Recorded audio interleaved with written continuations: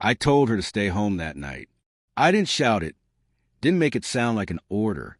I just said it quietly, with that sinking sense in my chest that something bad was already bubbling under the surface. Please, I said, don't go. Just stay. Her lips curved in that little smile I used to love, the one that could make all my worries melt away. She shrugged and kissed my cheek, whispering, "You worry too much," and walked out the door. I watched her go and felt that familiar hollow knot in my stomach tighten, but I tried to shake it off. I always told myself I was imagining things, that I was overreacting. The first sign that something was off came when she didn't answer my texts. I figured she was busy, maybe caught up with friends or stuck somewhere, but hours passed. One missed call turned into 2, then 3. Each unanswered ring was a drumbeat in my chest, and the worry started morphing into something darker. My mind raced, imagining scenarios I didn't want to admit were possible. When she finally called me, her voice was too bright, too casual. "Hey, babe, sorry, I lost track of time." Lost track of time? I wanted to scream that she had lost track of a whole day, but I swallowed it, forcing a small laugh, pretending everything was normal. I asked her about her night.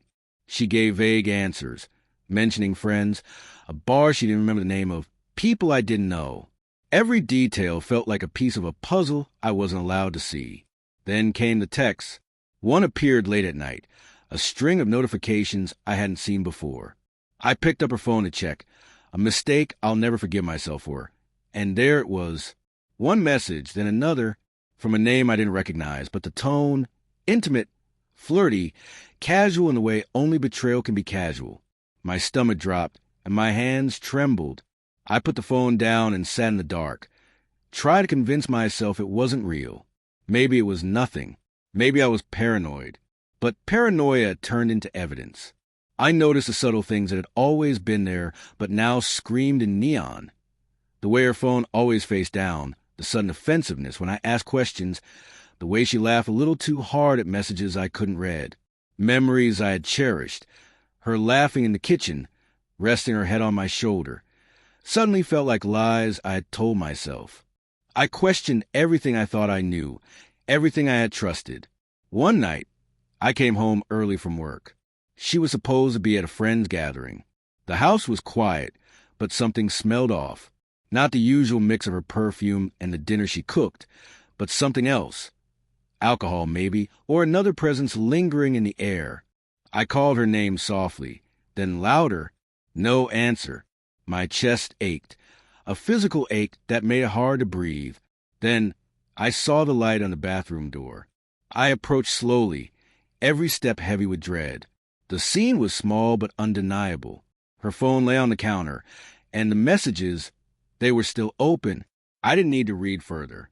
The look on her face when she finally noticed me standing there was a mixture of guilt, fear, and frustration. I didn't mean for it to happen," she said, voice trembling. But her words were hollow, empty.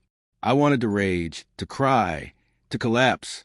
Instead, I stood there, letting the weight of betrayal settle over me like a thick fog.